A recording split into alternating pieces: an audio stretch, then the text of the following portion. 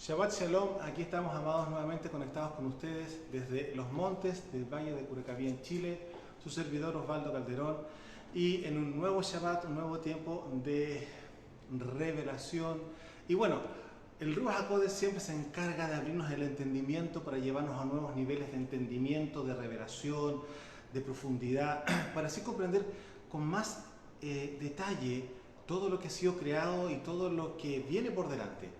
Y bueno, una de las cosas que ya hemos mostrado y lo hemos invitado más de alguna vez es que puedan adquirir justamente este hermoso ejemplar de este libro que el Ruach HaKodesh nos entregó, llamado Conociendo la Vida Eterna, donde usted va a tener un camino desde el principio hasta el fin en forma lineal y no perderse absolutamente de nada en el camino, porque justamente lo que ha hecho el Ruach HaKodesh es hacer un trabajo de investigación a través de los tiempos y momentos que han estado en silencio o en oscuridad en las Escrituras. Y no es porque sea algo producido por el Padre, no, son los tiempos que se dieron de esa forma. Y históricamente hay un registro absoluto de lo que ocurrió en esos momentos, tanto así que uno de los espacios que tenemos como vacíos es entre el libro de Malaquías y la primera carta de la Besorá, que corresponde a Mateo. Hay un espacio de tiempo que termina Malaquías y no sabemos qué ocurre ahí. Luego de ver que hay un sistema levítico, etcétera, y todas esas cosas que nosotros conocemos que pasaron en el Antiguo Pacto, aparece la carta de Mateo y los 4 evangelios, o las 4 besorá, donde aparecen fariseos, saduceos, y la pregunta, ¿dónde están los levitas? Bueno, todos esos espacios vacíos que las Escrituras, no es que esté mal, porque sí está registrado. ¿Y dónde está registrado? En el libro de Macabeos, esos 400 años de silencio, que hubo silencio a nivel profético. Porque cuando se habla de silencio, eso implica que no ha hablado el Padre, porque claramente Él ya habló todo lo que tenía que hablar y tenía solamente que esperar el cumplimiento de los tiempos, que justamente era el tiempo de la llegada del reino nuevamente a nuestro planeta, en este caso particular a Israel, y claramente la llegada de Mashiach conjuntamente con él. Todos esos espacios de tiempo donde no hubo palabra profética no era necesario porque ya todo se había dicho y era solamente de esperar el cumplimiento de los tiempos. Pero el espacio entre justamente lo que ocurrió con los primeros gobiernos o los primeros imperios mundiales, que vendría siendo justamente Babilonia, ¿no es cierto? Y luego, estamos hablando en este caso con Daniel, ¿no es cierto? Babilonia, y luego lo que viene con los medo-persas y luego los griegos, conforme a la estatua de Nabucodonosor, a la revelación del sueño. La pregunta, ¿dónde están los griegos en la escritura? Bueno, sí están en el libro de Macabeos. Y luego aparecen los romanos, que eran las 2 piernas, ¿no es cierto?, de fierro con los pies de barro. Y ahí están los romanos, el imperio bizantino. Entonces, amados, todo está en la escritura. El punto está que entendamos que la religión se encargó justamente de dejar espacios vacíos. ¿Para qué? Para que no entendiéramos la escritura. Bueno, todas esas cosas están explicadas y están explicados también cómo fue que aparecieron los saduceos, los fariseos, etcétera, los esenios, los celotes, ¿les suena? Los herodianos. Bueno, todo eso está en este hermoso libro que el Padre nos ha dado para poder enseñar justamente en un contexto absolutamente básico, la línea de tiempo desde el principio. Hablamos desde la formación de Adán con Eva hasta el último tiempo, que bueno, el último tiempo abre una puerta inmensa a la eternidad. Bueno, todo eso está registrado en este hermoso libro, que es un libro de estudio, para que podamos compartirlo con ustedes. Ustedes nos pidan el poder justamente enviárselo, se lo enviamos por PDF y usted lo va a poder descargar, lo va a poder imprimir absolutamente para poder, y si quiere usted estar anotando sus apuntes cuando estemos estudiando, a la hoja contraria justamente de la impresión, que es un poco el propósito de este sistema. Ahora, obviamente, cuando usted ya lo tenga, nos ponemos de acuerdo el horario, el día y el tiempo que dispone usted para justamente escudriñar las escrituras y poder ir revisando pasaje por pasaje, hoja por hoja, entendimiento sobre entendimiento. Y una de las cosas que este libro hace es ordenarnos todas esas piezas que digamos, la religión estuvo durante tantos siglos desparramando en medio de nuestra mente y corazón. Que lo que hace el libro empieza a ordenar todas esas piezas, porque todo lo que usted ya sabe va a empezar a tener una ubicación donde antiguamente lo tenía por allá, otro por allá, otro por acá, otro por acá, y como que realmente no entendía muchas cosas. Claro, hay pasajes que puede uno tomarlos completos, pero el contexto histórico, lo cual sí realmente es importantísimo, porque hoy estamos viviendo también una transición histórica hasta llegar a los cumplimientos de todas las cosas. Es parte justamente del entendimiento y el conocimiento que debemos de tener. Saber dónde estamos ubicados en este tiempo con respecto a las Escrituras y con respecto a lo que ha de venir, que estamos próximos de experimentar. Así que, amados, invitados están para que puedan adquirir este hermoso ejemplar de forma absolutamente gratuita, para que podamos estudiar y seguir creciendo, y a la vez usted, cuando conozca y aprenda y pueda justamente ya desarrollarse justamente en su madurez espiritual con respecto a las Escrituras, pueda también usted enseñar a otros, porque ese es el diseño: ir y hacer discípulos en las naciones. ¿Para qué? Para que se pueda extender el reino y así justamente ir trayendo a más personas al conocimiento de la verdad, y así todos tengamos un mismo sentir, tal cual como nos ha hecho saber el Padre. Y también nuevamente nos vuelve a llamar la atención Rab Shaul en la primera carta de Corintios. Amados, los dejo invitados nuevamente a que puedan adquirirlo de manera gratuita el día que ustedes necesiten. Se lo enviamos por correo electrónico y entraríamos a empezar a estudiar justamente las Escrituras paso por paso, verso por verso, y luego, terminando la primera lectura del libro, porque el libro podemos darle 3 lecturas en niveles de profundidad distintos, existe entre la primera lectura y la segunda lectura, existe un tiempo donde vamos a estar estudiando Torá, es decir, los mandamientos. Vamos a ver cuáles son los mandamientos que rigen esto hoy día, los mandamientos que ya no están activos. ¿Por qué? Porque no existe el sistema de vida que había hace 3.500 años atrás. Entonces, usted se podrá dar cuenta que claramente para nosotros hoy día es mucho más fácil que hace 2.000 años, que hace 3.000 años, poder justamente vivir Torah. ¿Y por qué digo más fácil? Porque hoy día también hay cosas que ya no están sujetas a nuestra forma de vivir, porque no existe esa forma de vivir. Ahora, sí, claramente sería para nosotros una complicación si estuviera justamente el templo, porque tendríamos que, estando en la dispersión, tendríamos que viajar sí o sí a Israel, ¿no es cierto?, cada vez que hubiese una fiesta, las 3 fiestas que son de peregrinación. Sin embargo, eso bien sabemos que ya no existe por causa de que el templo ya cumplió un propósito. Todas esas cosas están escritas acá en el libro y usted los podrá entender, y de hecho usted se va a dar cuenta que de los 613 preceptos son bastante menos los que nosotros tenemos que vivir. Recordemos rápidamente de que la Torá, los 613 preceptos son las leyes para la nación de Israel.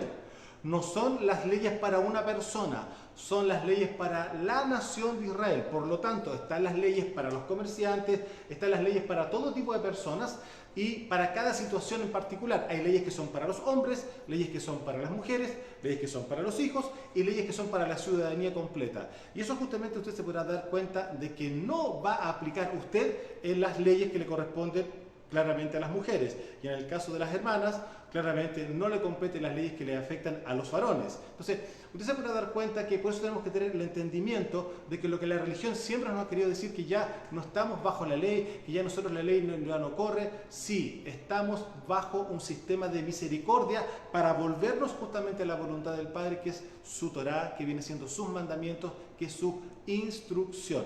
La instrucción que nos compete a cada uno de nosotros como ciudadanos de Israel y como varón, o el caso de una mujer o una hermana, ¿no es cierto? Así que, amados, tenemos estudio de la Torá, maravilloso, el Señor va hablando, va revelando, preguntas, respuestas, preguntas, respuestas. ¿Pueden existir misterios? Por supuesto que sí. Hay que entender que la revelación es progresiva, y a medida que vayamos creciendo, a medida que vayamos entendiendo las Escrituras, claramente que se nos van a activar algunos pasajes que quizás en algún momento estuvieron un poquito en sombra, y como que no se entendió muy bien, porque había que tomar otras áreas por acá que nos iban a complementar el entendimiento para comprender esto otro. Bueno, así funcionan las Escrituras, así funcionan. Por eso las Escrituras están diseñadas para escudriñarlas, y no lo digo yo, lo dijo Mashiach. ¿Y cuáles serían las palabras modernas para usar la palabra escudriñar? Investigar. Y eso implica estar dedicado a estar buscando claramente en la conexión divina del Ruach HaKodesh. Así que, amados, queden invitados y entramos nuevamente a la escritura de este Shabbat. La semana anterior, el Shabbat anterior, estuvimos viendo justamente cuáles son las consecuencias espirituales de lo que ocurrió en el momento de la transgresión de la primera Torá, que es la Torá de Adán, ¿no es cierto? Y vimos que hay 3 conceptos particulares que se producen. Se produce justamente la desnudez espiritual, se dieron cuenta que estaban desnudos. Luego de eso se dieron cuenta, ¿no es cierto?, de que el árbol o digamos en este caso la fruta, aparte de dejarlos desnudos, también les trae vergüenza, porque produjo justamente una vergüenza en Adán, ¿no es cierto? Cuando el papá lo llama, ¿no es cierto?, en medio del huerto de la tarde, y él se escondió porque sabía que estaba desnudo. ¿Quién te dijo que estabas desnudo? Es lo que nosotros conocemos, que aparece en la Escritura, ¿no es cierto? Pero vemos que existe justamente, se apaga la vista espiritual por causa del pecado, aparece la desnudez del pecado y luego viene la vergüenza. Y a usted se podrá dar cuenta que por qué nuestro Mashiach posteriormente le dice a Nicodemo: tienes que nacer de nuevo para ver el reino. Ahí nos damos cuenta. ¿Por qué? Porque la vista espiritual muere por causa de la muerte del Ruach, la muerte del espíritu, en el momento que comen del árbol de la ciencia o del conocimiento de la ciencia del bien y del mal, que vendría siendo el árbol de la muerte. Y en relación a todo esto, vamos a darnos cuenta que cuando Mashiach nos trae de vuelta, ¿no es cierto?, el Ruach HaKodesh nos trae de vuelta a casa, nos trae de vuelta al Rey, nos trae de vuelta a la voluntad del Padre, hay niveles de crecimiento espiritual también para nosotros, que eso rige hasta hoy día, y claramente hoy vamos a tocar estos temas porque aquí usted tiene que evaluarse en qué nivel de crecimiento está. Lo dijo Rav Shaul, tenemos, ¿no es cierto?, vamos a llegar hasta la unidad de la fe, de la emuná, hasta la unidad de la emuná, de la fe, ¿no es cierto?, hasta llegar a la altura del varón perfecto. Eso implica que hay un crecimiento, o sea, es decir, una madurez espiritual. Ahora, esa madurez espiritual está categorizada de alguna manera en las Escrituras en 5 niveles, o en 5 áreas, o en 5 conceptos, que es justamente lo que vamos a revisar hoy día. Y yo los voy a enumerar para que usted los pueda entender a lo que vamos a llegar. El primero viene siendo el primer nivel, el más básico, que viene siendo el creyente, luego el talmid o discípulo, luego el esclavo o siervo, luego el amigo y finalmente el hijo. Aquí hay una cosa entre comillas particular, curiosa, como usted lo quiera llamar, pero son 5 los niveles y nosotros bien entendemos que el número 5 también nos representa y nos habla de Torah, que son los primeros 5 libros de la Escritura. No es casualidad que tengamos 5 dedos en una mano, que tengamos 5 dedos en la otra mano. Lo mismo ocurre en nuestros pies, porque claramente todo nuestro ser fue diseñado para caminar en santidad, en Kedushá. Ahora, ¿qué implica? Cuanto más encima sumamos ambas manos, nos encontramos con los 10 preceptos o los 10 mandamientos de la Torá de Moshe, en nuestras obras y en nuestro caminar. Entonces, usted se podrá dar cuenta que nada es casualidad, todo obedece a un diseño. Entonces, si entramos a entender un poco esto, podríamos darnos cuenta que, entre comillas, estos 5 niveles o estos 5, digamos 5 niveles, ¿no es cierto?, de madurez, por decirlo de alguna manera, también están relacionados justamente con la santidad o con la Kedushá, que se dice en hebreo. Ahora, vamos a ir al primer nivel, que viene siendo el nivel de creyente.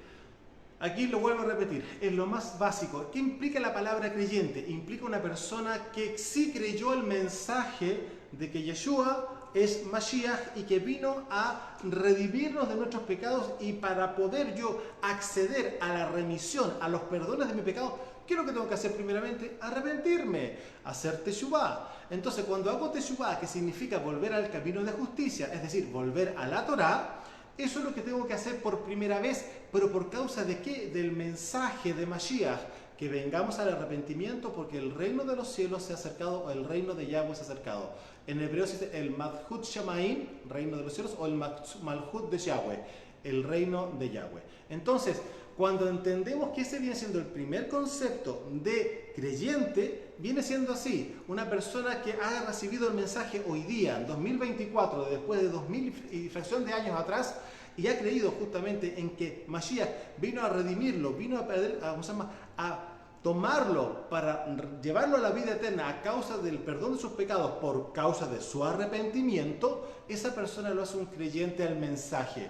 Usted me podrá dar la razón absoluta frente a esto, porque ¿cuántas personas con las cuales usted quizás ha querido conversar, ha querido ministrar, ha querido enseñar o ha querido evangelizar, no han querido oírlo? ¿Sabes que no? Déjalo tú, tu religión, porque así lo llaman, etc. Y uno tiene que quedarse callado y no puede avanzar. Entonces la pregunta es la siguiente: esa persona no quiere escuchar, no quiere creer, no quiere saber nada. O personas que han escuchado el mensaje y al final dicen, sí, pero... Y van a empezar a cuestionar con su teología de abecedario, de párvulo, porque usted podrá entenderse que no con todas las personas que usted se va a encontrar van a tener un conocimiento integral, de ninguna forma, de la Escritura. Si tuvieran un conocimiento integral de la Escritura estaríamos hablando de otra persona, pero estamos hablando de personas comunes y corrientes que no manejan la Escritura, pero resulta que esos versículos que la religión les ha entregado muchas veces los usan para irse en contra de la misma Escritura. O usted me va a decir que nunca lo he vivido. Bueno, eso es lo que pasa cuando entendemos que el nivel básico habla de creyente. Entonces, cuando la Escritura habla de creyente, habla del grupo general que creyó a las buenas noticias, creyó a la Besorá, creyó al Evangelio en griego, ¿no es cierto? Y se arrepintió, hizo teshuvá y se volvió al camino de justicia que vendría siendo la Torá. Entonces, eso viene siendo absolutamente lo básico. Creen en la obra redentora, creen en el madero, creen en la cruz, creen en la sangre de Mashiach, creen en la resurrección. Estamos hablando de eso. Creen también en lo que viene siendo la inmersión en la parte religiosa, bautismo. Han vivido las cosas que son básicas y las creen y las han vivido y están muy bien ahí. Por eso es el primer nivel. Es un nivel de recién nacido. Recién nacido, eso que implica que falta mucho por delante todavía. Y el siguiente paso, ¿cuál vendría siendo? De hecho, antes de pasar al siguiente paso, voy a mostrar un pasaje para que ustedes se puedan dar cuenta en el contexto con respecto a la palabra creyente, ¿ya?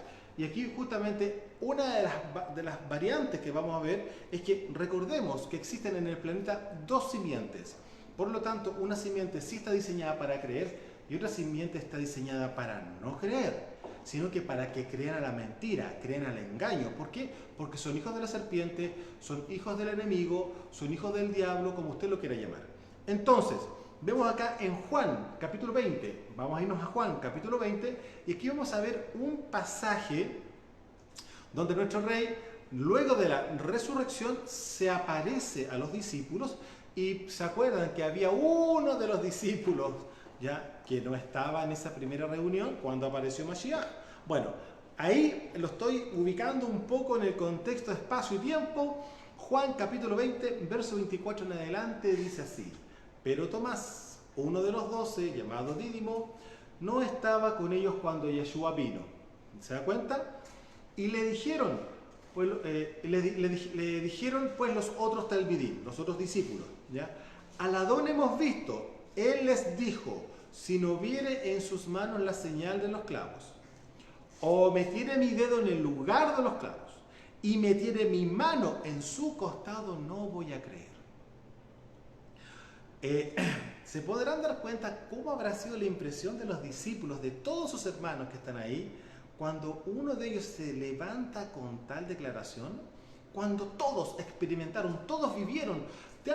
O sea, estamos hablando que quizás más de alguno se perdió, quizás una señal, un milagro, pero luego cuando se reintegró se lo contaron. O sea, estaban todos supuestamente en un mismo sentir, se supone, ¿no es cierto? O sea, después de 3 años de infracción, ¿no es cierto? ¿Cómo es posible que después no le crea a sus propios hermanos?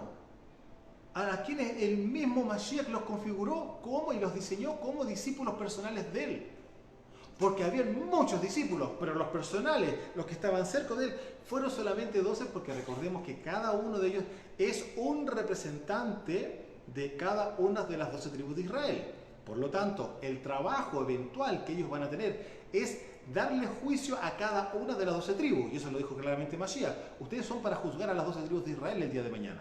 Entonces, se podrán dar cuenta del contexto de lo que implicó esa primera declaración frente a esta primera aparición de Mashiach. Y miren lo que pasa en el verso 26 en adelante. 8 días después, o una semana después, estaban otra vez sus talmidim en la misma habitación, en el mismo lugar, y con ellos ahí estaba Tomás. ¿Ya? Llegó Yeshua, estando las puertas cerradas, es decir, se apareció dentro de la habitación y se puso en medio de ellos. O sea, ni siquiera apareció en un rincón o pasó, no, se puso, apareció en medio de ellos. Y aquí vamos a ver qué fue lo que pasó. Estando las puertas cerradas, se puso en medio de ellos y les dijo: Shalom Aleichem, paz a todos, Shalom Aleichem. Luego dijo a Tomás, imagínense cómo estaría Tomás y todos los demás discípulos cuando se aparece Mashiach y había uno que no había creído Y todos estaban de alguna forma en el instante cuando ellos comentaron esto y le contaron, se sintieron medio tristes, confundidos en lo más probable. ¿Cómo es posible que no creas? ¿Quién va a mentir frente a esto si somos todos testigos? ¿Cómo? ¿Acaso ellos mismos podrían haber dicho, acaso la Torá no dice que si hay 2 testigos todo cuesta toda verdad? Y mira, aquí somos 11. ¿Cómo es posible que tú no creas? Perdón, habían 10, porque recuerden que Judas ya no existía. Entonces, imagínense la cara de todos mirando a Tomás y mirando al rey, y el rey moviéndose mirándolo a él. Miren lo que pasa. Shalom Alejem, ¿no es cierto? Luego dijo a Tomás, pon aquí tu dedo y mira mis manos y acerca tu mano y métela en mi costado y no seas incrédulo sino creyente. Entonces Tomás respondió y le dijo, imagínense lo que pasó dentro de él, o sea, se desmoronó completamente. Adón mío, Elohim mío. Ustedes saben, Señor mío o Dios mío, ¿no es cierto? Y Yeshua le dijo, ¿por qué me has visto, Tomás, creíste? Benditos son los que no vieron y creyeron. La pregunta es la siguiente, ¿cómo es posible de que después de una situación tan extraordinaria, de todos los que ya hayan vivido, hayan llegado a este extremo, él particularmente? ¿Qué pasaba en su corazón? Todavía había un corazón no firme, un corazón no firme. De hecho, tanto así, nosotros vemos más adelante en un pasaje en Mateo, donde se reunieron todos en el monte y apareció Mashiach, y dice la Escritura, y algunos dudaron. O sea, ¿qué pasa? ¿Qué pasa en el grupo de los 12? Los que comieron con él, los que durmieron con él, los que lloraron por él. ¿Cómo es posible que después, cuando están viendo algo tan extraordinario, algo que particularmente los mismos 12 sí sabían que iba a ocurrir, porque él mismo se lo había dicho en intimidad, y hay registro, hay documentación donde Mashiach les dice, yo voy a ser muerto, pero voy a resucitar, y les cuenta absolutamente todo lo que va a ocurrir? ¿Para qué? Para afirmar su corazón en la fe, en la emuná, para que se den cuenta de con quién estaban, porque en ese instante es un rabino que está haciendo señales, sí, están... O sea, hay que entender que el entendimiento y el conocimiento de las escrituras, del Tanaj, para ellos era bastante menor, bastante poco. Recordemos que todos ellos, gran parte, eran pescadores. De hecho, no habían calificado para poder llegar a ser rabino, que era una de las primeras miradas, los primeros deseos que tenía todo varoncito, todo niñito de Israel. Quería ser como un rabino, quería conocer las escrituras, etc. Era parte de su anhelo personal. Y todos pasaban por las escuelas rabínicas cuando eran chiquititos, y aquellos que tenían la capacidad mental, lo vuelvo a repetir, la capacidad mental para memorizar las escrituras, pasaban al siguiente nivel y al siguiente nivel, y posterior a eso, cuando ya pasaba todos los niveles básicos, entre comillas, podían llegar a ser un discípulo de un rabí.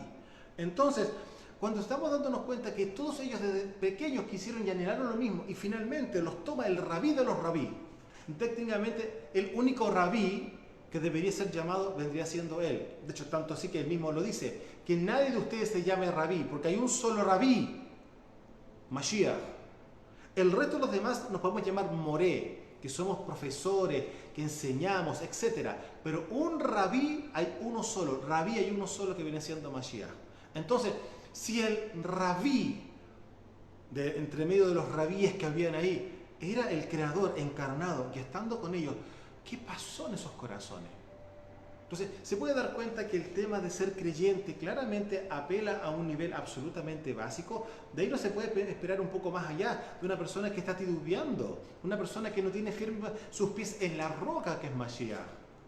Entonces, bueno, acá yo creo que haya quedado más o menos claro lo que implica el tema de ser un creyente. Estamos hablando del nivel básico.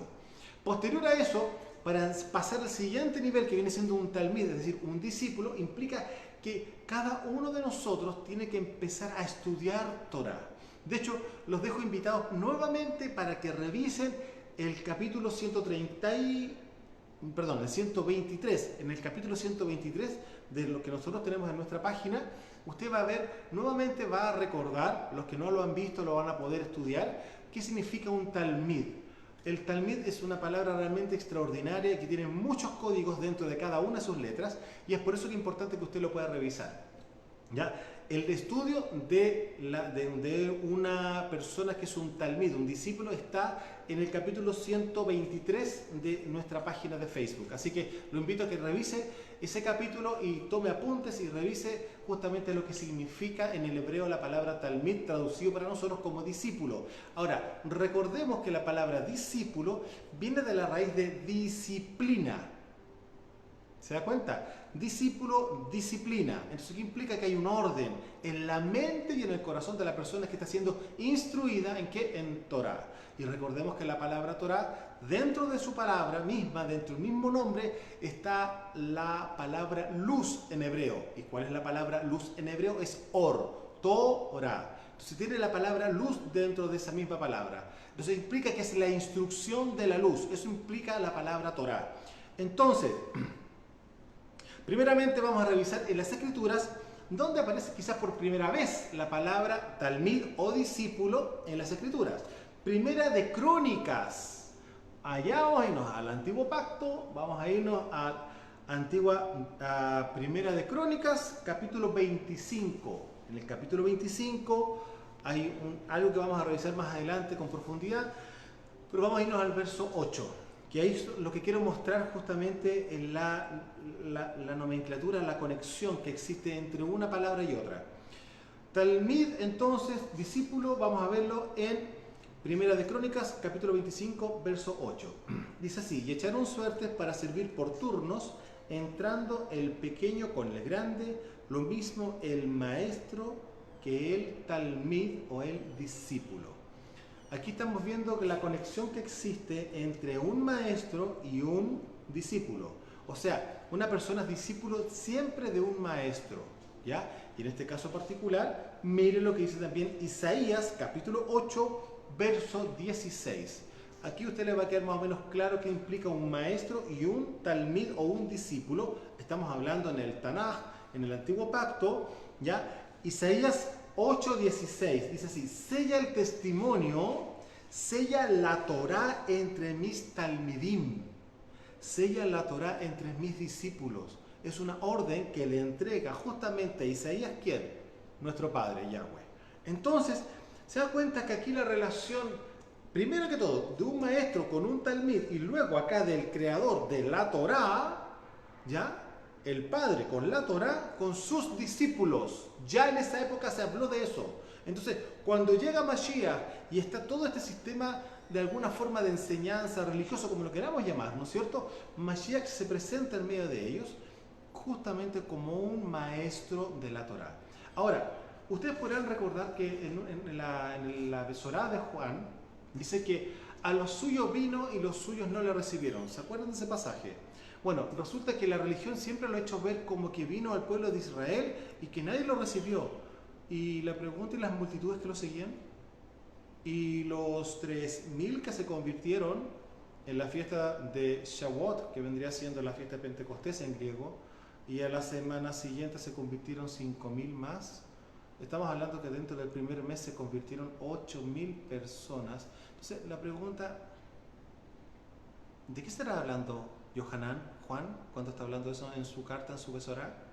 Está claro que no está hablando del pueblo de Israel, no está hablando del pueblo judío, está hablando de aquellos que tienen el mismo oficio en el cual justamente fue reconocido Mashiach como maestro, es decir, como rabí.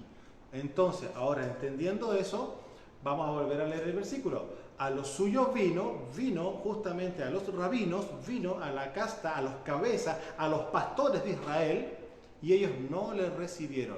Ahora como que cobra sentido esa frase, ¿o no? Recordemos que una de las confrontaciones más grandes que él tuvo fue justamente con la casta religiosa, es decir, con los rabinos, con los saduceos, etc. ¿No es cierto? También los herodianos.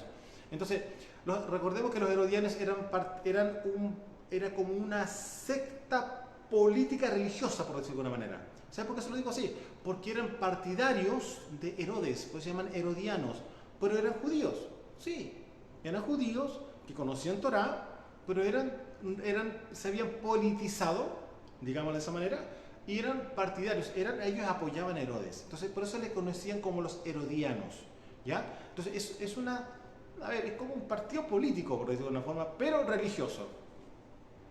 Se lo explico de esa forma para que usted lo pueda entender cuando esté leyéndolo, entienda que era eso, ¿ya?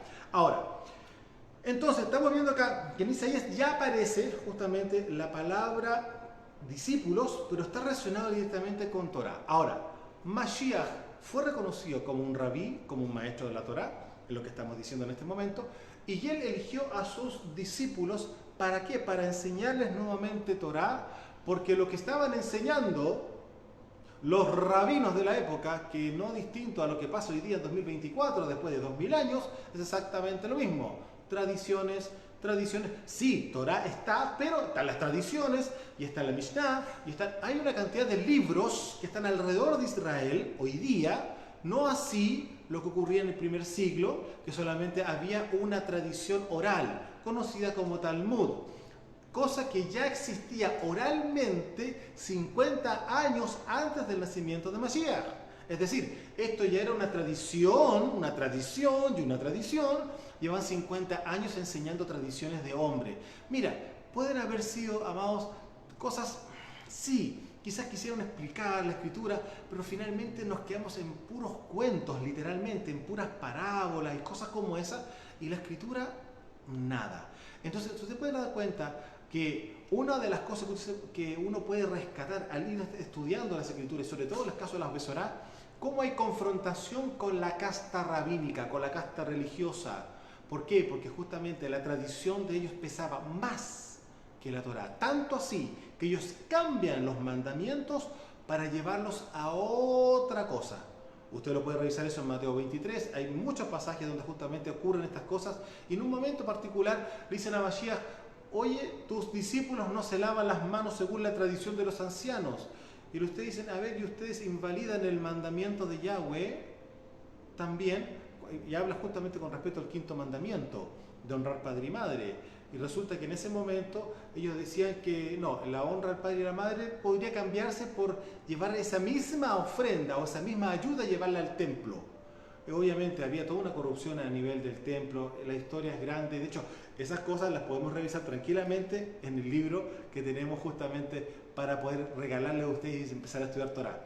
Entonces, vamos a seguir ahora a Lucas capítulo 6, verso 12 en adelante, porque aquí vamos a revisar justamente lo que vendría siendo la elección. Él eligió justamente a aquellos que iban a ser los que el día de mañana iban a extender el reino con el conocimiento de ¿qué? De la Torá. Porque la Torá viene siendo la legislación del reino de los cielos.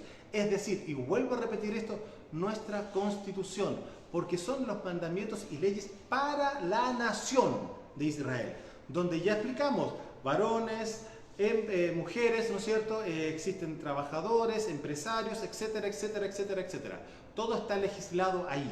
Por eso la Torá para nosotros aplica en las cosas que a nosotros nos compete como varones, a nuestras hermanas como mujeres, ¿no es cierto? A los niños como niños, si hay empresarios, etcétera, etcétera. Ahí nos compete a nosotros. De hecho, por eso también dentro del ámbito empresarial dice claramente: tendrás balanza justa, y eso se puede amplificar mucho más todavía a lo que quiere ir diciendo detrás de esa palabra, a todo lo que hoy día modernamente nosotros tenemos, pero se aplica exactamente igual.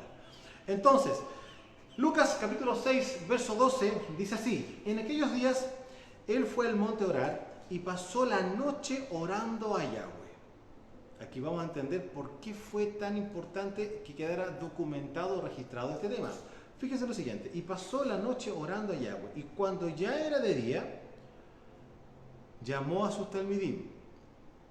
O sea, aquí estamos hablando, y fíjense lo siguiente, aquí está hablando de varios talmidim, y escogió a 12 de ellos. ¿Se da cuenta? ¿Usted se acuerda que, y nosotros vemos en los otros evangelios, en los otros Besorá, como él estaba en el mar de Galilea y decía: tú sígueme, tú sígueme? ¿Se acuerdan de ese pasaje, no es cierto? Bueno, eso ocurrió, pero muchos más empezaron a seguirlo también, muchos más. Y después, en este momento, por eso Lucas lo deja documentado acá, cuando estaban todos ahí, él hace una selección dentro de todas las personas que estaban, algo que él ya había personalmente escogido de antemano. Miren, y cuando era de día, llamó a sus talmidim y escogió a 12 de ellos, a los cuales también llamó emisarios, o en griego apóstoles. Simón, a quien llamó también Kefas, Pedro, ¿no es cierto? A Andrés su hermano, Jacobo, recordemos que se le conoció como Santiago, y Juan, Felipe, Bartolomé, Mateo, Tomás, Jacobo, hijo de Alfeo, Simón, llamado Celote, Judas, hermano de Jacobo, ¿ya? Y Judas Iscariote, que vendría siendo el que lo traicionó. Entonces, aquí vemos que hay una selección, ¿para qué? Para enseñarles particularmente y mucho más detalladamente lo que vendría siendo Torá. ¿Para qué? Para que ellos después tuvieran la autoridad para poder justamente hacer discípulos. Porque recordemos, por eso es tan importante que usted pueda revisar el capítulo 123 de nuestros estudios, porque ahí se va a dar cuenta cuál es el trasfondo de lo que implica ser un talmid o un discípulo. Bien, repasamos. El primer nivel, ser un creyente al mensaje, se arrepintió, esa persona recibió a Mashiach, empezó justamente a querer empezar a caminar en la voluntad del Padre, y para eso, ¿qué es lo que tiene que hacer? Empezar justamente al siguiente nivel, que es estudiar Torah. Entonces se transforma esa persona de ser creyente ya a ser un discípulo. Ahora, después del discípulo, cuando la persona ya tiene entendimiento de las Escrituras, tiene conocimiento de la voluntad del Padre, qué sé yo, luego entra al siguiente nivel, que viene siendo el nivel de siervo o esclavo. Y quizás la palabra esclavo le suena un poco duro en estos tiempos, ¿no es cierto? Pero tenemos que entender que la palabra esclavo tiene una connotación absolutamente neutra. Lo que ocurre es que nosotros hemos conocido la palabra esclavitud primeramente en la misma escritura, ¿no es cierto?, de lo que pasó con el pueblo de Israel, con nuestra nación cuando estuvo en Egipto en esclavitud. ¿Y qué es lo que vemos ahí? Vemos cadenas, vemos azotes, vemos un maltrato, vemos una vida totalmente ya muy deplorable, ¿no es cierto? Estamos hablando de que es una situación bastante terrible. Eso es lo que nosotros vemos como la palabra esclavo. Ahora, hay que entender que la palabra esclavo en el mundo espiritual tiene una connotación distinta. Ahora, de hecho, cuando estemos estudiando Torah, usted se va a dar cuenta que la palabra esclavo es una de las primeras palabras que aparecen posterior a los 10 mandamientos. De hecho, aparecen las primeras leyes con respecto al tema de la esclavitud. ¿Por qué? Porque la mentalidad con la cual ellos venían era una mentalidad de esclavo, la cual tenían que transformarse por medio justamente de la instrucción que venía del cielo para ordenar las cosas. Tanto así, para que ustedes se puedan dar cuenta la gran diferencia de lo que nosotros tenemos como una visión de la palabra esclavitud a lo que viene siendo justamente la palabra esclavo para el pueblo de Israel conforme a la Torá. Dice en un momento particular que si la persona compraba a una muchacha como esclava, escuche bien esto, pero se la daba a su hijo para que fuese su mujer, él tenía que tratarla como si fuese su hija, la persona que la compró. ¿Se puede dar cuenta? O sea, ¿dónde eso se podría caber en nuestra mente mirando la percepción egipcia de esclavitud, etcétera, etcétera? Hasta la persona esclava podía haber sido usada de cualquier forma porque era un esclavo. ¿Se puede entender eso? Estamos hablando de cualquier tipo de situación. Ahora, eso no ocurre así dentro de la esclavitud para Israel y tampoco es así dentro de la mentalidad espiritual a lo que se le llama esclavo o la otra traducción que es conocida como siervo. ¿Ya? Entonces, una de las cosas que tenemos que entender que en esta categoría, en esta área, el servidor o el esclavo solamente tiene que obedecer. Es lo que hace. Solamente obedece. Tiene un espíritu de sujeción a la autoridad que justamente le permite él ser muy obediente. Entonces, lo que eso sí, hay una relación entre la autoridad y la persona solamente en esta área. No hay una relación más cercana, no hay una relación más íntima, no. Es de amo, en este caso, o señor, a el siervo, o en este caso al esclavo. Y aquí vamos a revisar una palabra en Juan capítulo 15, verso 20, para que vayamos abriendo un poco más el entendimiento, y luego vamos a irnos a Romanos, para cuando Rav Shaul nos haga justamente su comentario en relación a este mismo tema, ustedes digan, ¡ay, claro que sí! Por supuesto, porque es muy distinto decir la palabra esclavo sin la explicación o sin el entendimiento espiritual. Hace un tiempo atrás, unos días atrás, estaba ministrando y justamente salió este tema de la palabra esclavo. Y cuando yo ya no soy esclavo de las tinieblas, soy esclavo, porque la palabra esclavo se va a mantener en forma neutra, ¿no es cierto?, transversal, pero para un reino o para el otro. Y eso es lo que vamos a ver a continuación. Juan capítulo 15, verso 20 dice así: acordaos de la palabra que yo os le he dicho, el esclavo o siervo no es mayor que su amo, Si a mí me han perseguido, también a ustedes le perseguirán. Si han guardado mi palabra, también guardarán la suya. Mire qué interesante esto. Si usted ha sido obediente a las palabras de Mashiach, si ha sido obediente a las palabras del Padre, el día de mañana cuando usted esté enseñando, van a guardar su enseñanza. ¿Por causa de qué? De que usted está guardando la enseñanza que viene de parte del cielo. Usted le hace sentido y le hace conexión, le llama el Ruach HaKodesh a la memoria que lo que dijo Rav Shaul con respecto a que todo lo que el hombre siembre, eso va a cosechar. ¿Se da cuenta? Es la misma palabra mirada de otra manera, pero eso claramente dice, si ustedes han guardado mi palabra, también guardarán la suya. Por eso acá habla con respecto al tema de la jerarquía, el esclavo y el amo, ¿no es cierto? Ahora, el esclavo no es mayor que su amo, de ninguna forma. Si a mí me han perseguido, también a ustedes los van a perseguir. Y si ustedes han guardado mi palabra, como esclavo, como, ¿no es cierto?, como siervo, el día de mañana cuando yo tenga que entregar esa palabra, la enseñanza va a ser guardada también. ¿Por qué? Porque es ley de siembra y cosecha. ¿Se da cuenta? Acá estamos viendo justamente la diferencia entre el amo o el señor y el esclavo o siervo. Y aquí vamos a llegar ahora a otro nivel con respecto a lo que Romanos capítulo 6, verso 16 nos habla Rav Shaul, el apóstol Pablo.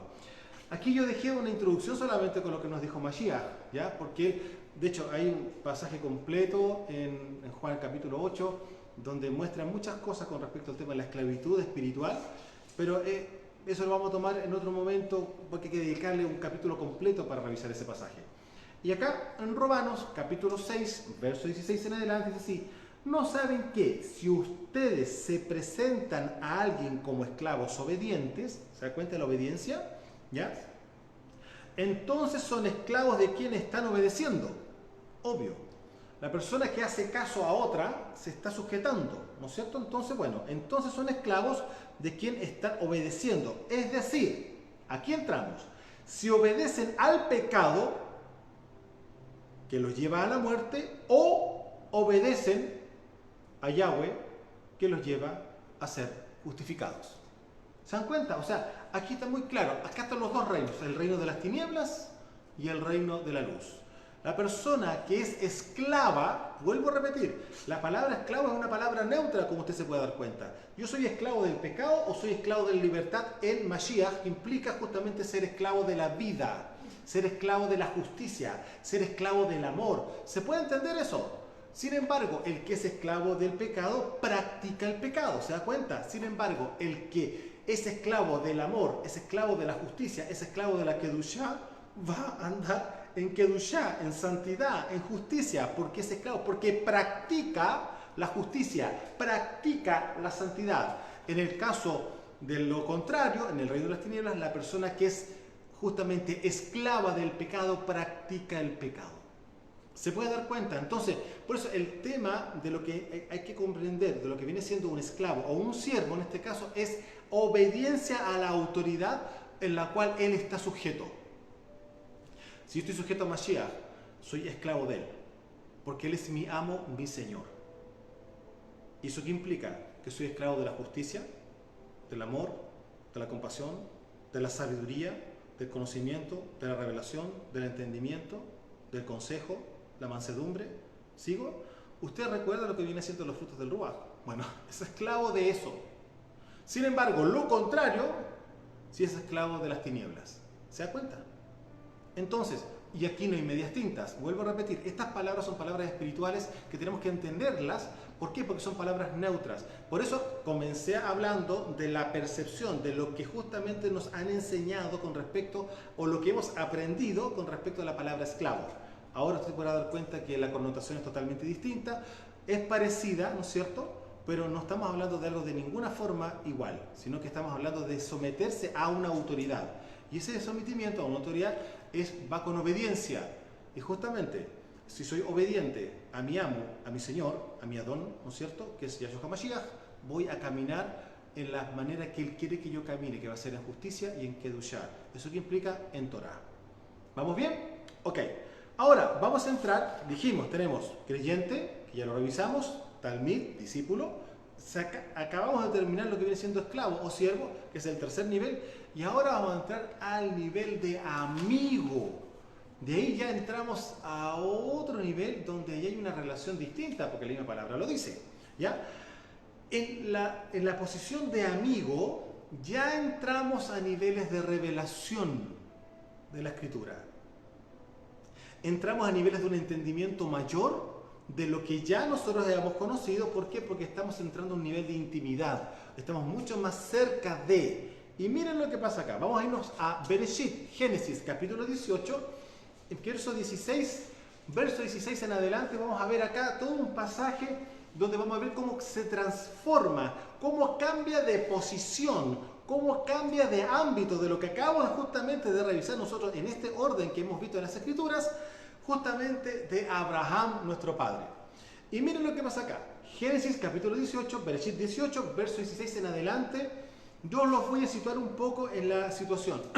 ¿Se acuerdan cuando se aparecen 3 varones a Abraham? ¿Se acuerdan de eso? Y Abraham le dice a Sara que prepare 3 medidas de harina. ¿Eso qué implica? 3 personas, porque una medida de harina era para hacer un pan, 3 medidas de harina para 3 personas, ¿no es cierto? Y le sirve un corderito, le pone leche, está el pan, y los sirve, ¿no es cierto? Y se colocan debajo de un árbol, ahí en medio del desierto, y esos 3 varones, uno de ellos habla, ¿no es cierto? Y finalmente la misma Escritura nos muestra que es Yahweh encarnado delante de Abraham. Porque en ningún momento dice que era un ángel. Lo que sí sabemos que los otros 2 varones sí eran ángeles. Y después de haber estado con él, la pregunta, ¿a dónde iban? Porque iban de camino a algún lugar. Y pasaron por ahí. Claramente no por casualidad, ¿no es cierto? Sabemos que la historia nos muestra y la Escritura nos muestra de que ellos iban a producir el juicio contra Sodoma y Gomorra. Y es justamente en ese momento que después de estar con Abraham, ¿no es cierto?, Abraham intercede por las ciudades de Sodoma y Gomorra, ¿no es cierto? Y ustedes bien saben que él dice, y si hay 50 justos, 20, 30 y así, vamos bajando hasta el final, dice, no lo voy a destruir, y hace una intercesión cara a cara con el Creador, con Yahweh. Entonces, lo estoy llevando a él para que puedan entender a dónde vamos a llegar ahora en la Escritura. Y miren lo que pasa acá. Génesis, Bereshit 18, verso 16 dice así: y los varones se levantaron de allí y miraron hacia Sodoma. ¿Ven? Y Abraham iba con ellos, acompañándolos. Los separaron y fueron juntos. Y miren el verso 17, que aquí es donde está justamente lo que nosotros le estamos enseñando ahora. Y dijo Yahweh, no dijo el ángel, dijo el varón, no dice así. Dice, los varones se levantaron y después, verso dice, y dijo Yahweh, encubriré yo a Abraham, mi siervo, esclavo, ¿no es cierto? Lo que voy a hacer es en ese instante cuando él está revelando a él, a Abraham, lo que él va a hacer, ya lo elevó a otra naturaleza, a otra connotación. En ese instante ya lo pasa al nivel de amigo. Sí, porque el esclavo no tiene por qué saberlo, y eso lo vamos a ver después con las palabras mismas de Mashiach. El esclavo no sabe lo que hace su señor, pero el amigo sí. Y miren, acá dice, vuelvo a repetir, encubriré yo a Abraham, mi siervo, lo que voy a hacer. O sea, en ese instante, Abraham hasta ese momento era esclavo, era un siervo, y su amo era el creador. Pero resulta que el mismo Padre, Yahweh Sebaot, lo eleva a otro nivel que vendría siendo de amistad. Ya deja de ser un esclavo, ya deja de ser un siervo, y lo lleva a otro nivel, un poco más de intimidad. Y miren lo que pasa acá.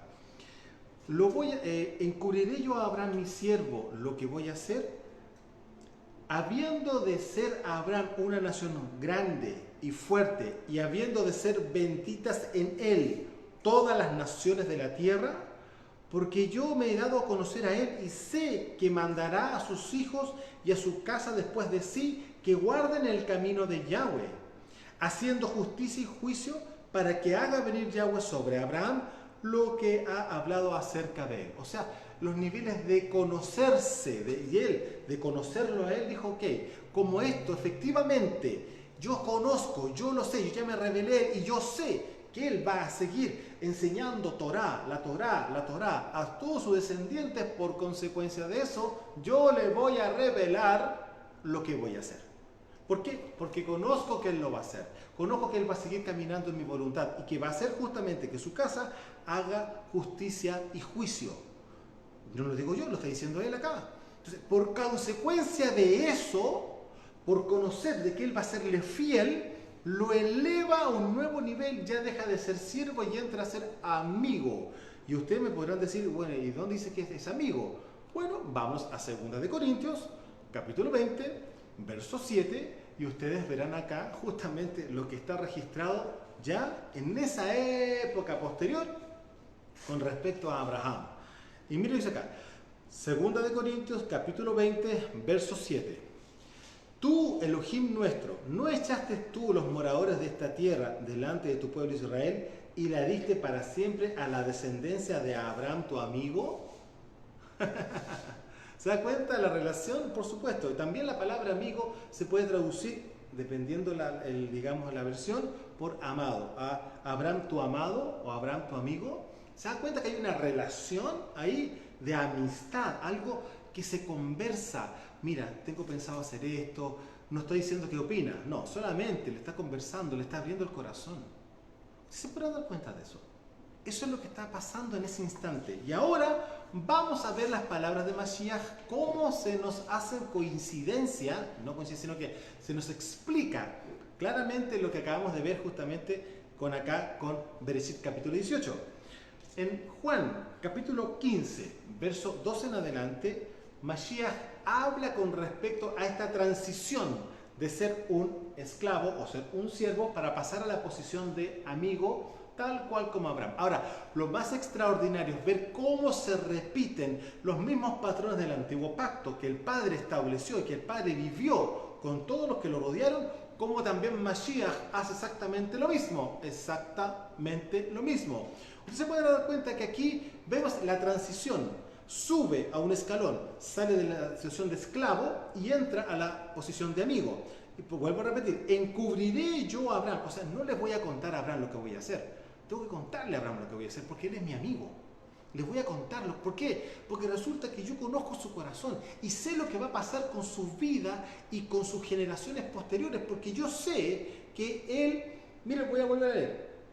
Porque yo me he dado a conocer a él y sé que mandará a sus hijos y a su casa después de él, después de sí, que guarden el camino de Yahweh, haciendo justicia y juicio para que haga venir sobre Abraham, ¿no es cierto?, Yahweh, ¿no es cierto?, todo lo que ha hablado acerca de él, o sea, las promesas con respecto particularmente del territorio de Israel, ¿ya? Entonces, por causa de eso, Abraham entra a un nuevo nivel porque el Padre ya vio lo que iba a hacer su vida personal y con sus generaciones posteriores. Entonces, vamos a ver acá qué es lo que dice nuestro rey Yahshua HaMashiach en Juan capítulo 15, verso 12 en adelante. Este es mi mandamiento, dice Mashiach, que os améis unos a otros como yo os he amado. Nadie tiene mayor amor que este, y aquí viene, que uno ponga su vida por sus amigos. Vosotros sois mis amigos, le dice a los discípulos, y si hacéis lo que yo os mando. Ustedes se podrán dar cuenta que Abraham claramente hizo todas las palabras que el Padre le envió, que el Padre le mandó. Y acá está diciendo, vosotros sois mis amigos si hacéis lo que yo les mando. Ya no los llamaré esclavos, ya no van a ser siervos, porque el esclavo o el siervo no sabe lo que hace su amo. Pero yo los he llamado amigos, porque todas las cosas que oí de mi Padre se las he dado a conocer. ¿Se pueden dar cuenta? Exactamente lo mismo que el Padre hizo con Abraham. Voy a encubrir, voy a quedarme callado, no le voy a contar a Abraham, que lo he visto que ha sido fiel, y que más encima sé que va a ser sus generaciones, las que él venga después de él, van a seguir, él mismo se va a encargar de enseñarle Torah a sus hijos. Entonces, obviamente lo sube de nivel. Y miren lo que pasa acá justamente con los discípulos de Mashiach. Entran exactamente en la misma situación de ser esclavos en un momento a subir a ser amigos. Vosotros sois mis amigos y hacéis lo que yo les mando. Ya no los llamaré más esclavos o siervos, porque el esclavo no sabe lo que hace su amo, su señor. Pero os he llamado amigos porque todas las cosas que oí de mi Padre se las he dado a conocer. Es decir, he abierto mi corazón con todo lo que viene por delante. Y una de esas cosas era mostrarle el plan de redención. Eso implicaba su muerte y su resurrección. Ahora, ustedes se podrán dar cuenta que inclusive él da detalles de que aquí voy a ser entregado a los Kohanim, a los sacerdotes, ¿no es cierto?, a los fariseos, voy a ser entregado a las autoridades religiosas. Les cuenta absolutamente todo lo que va a pasar, absolutamente todo. Nada se lo guardó, nada se lo dejó callado para él. No, ¿por qué? Porque él ya los estaba llevando a una nueva posición personal entre él y ellos. ¿Se pueden dar cuenta? Entonces ahora vamos viendo que son niveles de madurez. Vimos al creyente, el talmid o discípulo. Estamos viendo, saliendo de la esclavitud, saliendo de ser esclavo para entrar a ser amigo. Ya no solamente obedezco, sino que ahora entro a niveles de revelación. Cosas que me cuenta él que yo no tendría por qué haberlas sabido. Pero resulta que cuando me ven fiel, cuando me ven que soy obediente, el Padre abre el corazón. Yo no sé si ustedes recuerdan palabras de Rav Shaul que dice, cosas que ojo no vio, ni oído yo, ni ha subido al corazón de hombre, son las que el Padre tiene reservadas para quienes le aman. ¿Les suena ese pasaje? Y dígame si no hace justamente clic, hace sentido, se ensambla con todo lo que estamos enseñando hoy día. Justamente, porque el Padre cuando ve la fidelidad, ve el amor de las personas para con Él, Él entrega revelación. Él dice, mira, voy a hacer esto, quiero hacer esto otro, para que tú lo sepas, para que tú lo conozcas. Y no estoy hablando del tema profético, nada de esas cosas, no. Aquí estoy hablando de algo que es una intimidad, una revelación. Y es por eso que mientras más tiempo ustedes pasen con el Rey, mayor nivel de revelación van a tener. Ahora, ese tiempo con el Rey no es un tiempo emocional, recordemos esto, no es un tema de cariño, es que yo amo tanto al Señor por un tema emocional con el alma, no. El amarlo implica obedecer sus mandamientos, eso implica vivir Shabbat, vivir las fiestas, caminar en justicia, caminar en santidad, estar estudiando justamente la Torá, para que uno sepa cuáles son los caminos que debo tener y no vaya yo a confundirme con el mundo, con mi propia justicia, creyendo que estoy haciendo lo bueno cuando no es bueno delante de los ojos del Padre. Así que, por eso, a medida que yo voy madurando y voy entendiendo cómo debo caminar en rectitud, por consecuencia, cuando me pongo a estudiar, me pongo a escudriñar, me pongo a investigar en las Escrituras, Él va a abrirme los ojos del entendimiento para decir, mira acá, mira allá, mira aquí, por eso dije esto, por eso está escrito esto. Y ahí se empieza a iluminar justamente el entendimiento y entramos a momentos maravillosos como ya todos los que hemos vivido en el pasado y sabemos que vienen por delante muchos más también. Vamos bien entonces. Ahora, yo aquí quiero colocarles algo en su mente y corazón con respecto a la palabra amigo. ¿Cuál vendrían siendo, por decirlo de alguna manera, los sinónimos para cuando usted esté leyendo la Escritura se pueda entender y usted pueda comprender de qué está hablando Mashiach o qué está hablando el Padre? La palabra amigo es una palabra sumamente referencial con respecto a lo que implica ser hijo de Abraham. En este caso particular, cuando Mashiach le dice a los discípulos, vosotros sois mis amigos, en ese instante le está diciendo claramente, ustedes son hijos de Abraham. ¿Por qué? Porque Abraham fue llamado amigo por el Padre, pero resulta que Abraham fue llamado también amigo por el Padre porque él cumplió con 3 condiciones que están resumidas en una sola palabra. La voy a decir en hebreo y después la voy a decir en español. La palabra en hebreo es emuná y la palabra emuná para nosotros fue traducida como fe. Es decir, por eso conocemos nosotros a Abraham como el padre de la fe. Originalmente en el hebreo se dice como el padre de la emuná, porque dentro de la emuná, y esto ya lo hemos ministrado más de alguna vez, existen 3 situaciones, 3 condiciones, 3 cosas que uno debe de vivir para que uno sepa realmente que está viviendo en emuná. ¿Eso qué implica? Creer, confiar y obedecer. Son estas 3 áreas en las cuales está constituida la palabra emuná. ¿Y eso qué implica? Si Abraham es el padre de la emuná, él no solamente creyó, sino que confió y también obedeció. Y es por eso que el tema de la obediencia está relacionado, como ya lo vimos, con el tema de ser esclavo, o es decir, un siervo. Estoy obediente, soy obediente porque soy un siervo del Altísimo. Ahora, en este caso, ahí está la palabra relacionada con obediencia. Y obviamente el confiar, cuando él dijo que él iba a producir una multiplicación de su semilla, de su cera, iba a haber generaciones, y él le creyó cuando todavía no tenía hijo. Entonces, se puede dar cuenta que hay muchas situaciones. De hecho, la Torá a nosotros nos muestra que hay 10 pruebas que pasó Abraham, y las pasó todas.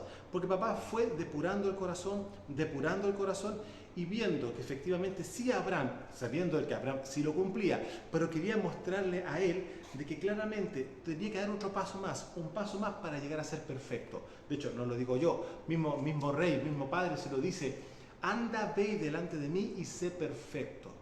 ¿Se dan cuenta? Entonces, acá nos damos cuenta que la palabra amigo, en este caso, ¿no es cierto?, es igual a descendientes de Abraham, o hijos de Abraham, o hija de Abraham. Si usted está leyendo, cuando justamente Mashiach habla, en algún momento hace: ¿y por qué yo no voy a tener compasión de esta hija de Abraham? ¿Qué está hablando? De que justamente esa persona tenía emuná, estaba confiando en él. Por lo tanto, ¡boom!, venía milagro, venía poder, pasaban cosas. ¿Se acuerdan de la mujer de flujo de sangre cuando toca los tzetzet del talit, ¿no es cierto? Toca los flequitos, que son los tzetzet, y dice Mashiach que sintió salir poder de él. ¿Qué es lo que estaba haciendo esa mujer? Estaba tocando con fe, con emuná, las vestiduras del rey. Entonces se puede dar cuenta. ¿Y qué fue lo que pasó cuando tocó las vestiduras del rey? Ella fue impartida, le llegó como un golpe de corriente de vida, y automáticamente sanó. Amados, ¿usted piensa que eso puede estar solamente registrado y verlo como una hermosa historia de hace 2000 años atrás? Amados, eso sigue estando vigente hoy día, siempre y cuando usted camina en emuná. Y caminar en emuná implica claramente caminar en obediencia a la Torá. Ahora, vamos a pasar al último nivel, por decirlo de alguna forma, que viene siendo hijo. Y aquí ustedes van a darse cuenta cómo todo se va conectando, porque la escritura no se puede contradecir. Hijo, acá cuando hablamos de hijo, que es el último nivel, que es el quinto nivel, corresponde a volver a ser tal cual como fuimos hechos en Bereshit 1.27, es a imagen y semejanza del Padre. ¿Eso qué implica? Vuelvo a repetir palabras de Rav Shaul. Él mismo dijo: hasta que lleguemos a la altura del varón perfecto. Y la palabra perfecto habla de madurez. Eso quiere decir a la estatura, como bien dijo él, de la semejanza de Mashiach. Entonces, la imagen y semejanza primeramente me hace caminar en forma natural ya en Torah. ¿Por qué? Porque ya fui discípulo y por consecuencia ya conozco la Torah. Luego fui esclavo, fui un siervo y fui obediente a su palabra, a la Torah. Entonces, luego de eso, cuando ya entro a ser amigo, entro en el mismo nivel de conocimiento de la Escritura, pero entro en niveles de revelación, a niveles mucho más profundos todavía. Pero aquí entramos ya a que estemos caminando oficialmente en Torah, porque estamos caminando a imagen y semejanza del Padre, y una de las cosas que va a distinguir, que va a diferenciar los otros 4 niveles anteriores, es que aquí usted comienza a gobernar. Sí, porque el Hijo gobierna. Vamos a la Escritura. Juan, capítulo 5, verso 19. Juan, capítulo 5, verso 19. Respondió entonces Yahshua y les dijo: de cierto les digo, no puede el Hijo hacer nada por sí mismo, sino lo que ve hacer al Padre, porque todo lo que el Padre hace, también lo hace el Hijo. Usted se puede dar cuenta que en ese instante estaba produciéndose una guerra espiritual sin precedentes dentro de Israel. Sanidades, milagros, prodigios, no existe registro absoluto de los cientos de miles, escuchen muy bien esto, cientos de miles de millones de milagros, señales y prodigios que ocurrieron durante estos 3 años y fracción, 3 años y medio que estuvo Mashiach en medio de Israel. No hay registro, no hay registro, no es imposible. ¿Y sabe por qué eso lo digo? Porque el mismo Juan lo dice: no cabrían los libros de todas las cosas que Mashiach hizo durante el tiempo que estuvo en medio de nosotros. No cabrían los libros en toda la tierra, en todo el planeta. ¿Se puede dar cuenta cuánta maravilla, cuánta cosa inimaginable, cosas que jamás, nunca nadie ha visto? Eso ocurrió durante el tiempo que Mashiach estuvo en medio. ¿Y qué es lo que dice Yohanan? Como registro solamente estamos haciendo documentación de lo que hizo Él a grandes rasgos para que ustedes crean, tengan la emuná en Él, confíen en Él. Sí, Él es Mashiach. Él tiene todos los atributos, todas las profecías están cumplidas en Él. Él es Mashiach y es por eso que estamos dejando por escrito registro de algunas cosas. Y ustedes se podrán dar cuenta que no son algunas cosas solamente las que encontramos en las Besorá. Encontramos muchas, una tras otra y una tras otra y una tras otra. Entonces, se podrán dar cuenta de que es eso lo que viene justamente un hijo a hacer, a gobernar sobre las tinieblas. Entonces, cuando usted gobierna sobre las tinieblas es porque ya su santificación está madura. La justicia en usted está madura. ¿Eso qué implica? Estamos entrando a un nivel justamente de volvernos a la imagen y semejanza del Padre. Y para ir cerrando, Juan también. Vamos a seguir en Juan. Vamos a subir al capítulo 8, verso 34. Yeshua les respondió: de cierto les digo que todo aquel que hace pecado, y escuchen bien esto, esclavo es del pecado. Lo dijimos anteriormente, lo dijo Rab Shaul. Miren lo que está diciendo acá nuevamente Mashiach. Y el esclavo no queda en la familia para siempre, pero el hijo sí queda para siempre. ¿Se da cuenta? Porque el esclavo sale de la familia y se va como esclavo, pero el que viene como siervo, pero el que es hijo permanece en la casa del Padre. Eso es lo que está diciendo él acá. Entonces, amados, no sé si esto los habrá llevado a entender y a abrir un poco más su entendimiento en relación a estos 5 niveles de madurez que existen en nosotros, y que la pregunta que yo se lo hice al principio, evalúese. ¿En qué nivel está usted? ¿Usted está en el nivel de creyente? ¿Es un talmid? Usted ya es discípulo, usted ya está estudiando Torah, está siguiendo los pasos del maestro, de su rabí, Yahshua HaMashiach. Ya o entró ya al nivel de ser un siervo, un esclavo, donde usted está obedeciendo justamente las órdenes que vienen por parte del cielo porque usted ya conoce Torah. ¿Ah? O está ya saliendo de ese nivel para entrar a un nivel de revelación, más intimidad, y es llamado amigo, o algunos ya están en los niveles de ser hijos. Amados, desde Chile, desde los montes del Valle de Curacaví, su servidor Osvaldo Calderón, Shalom.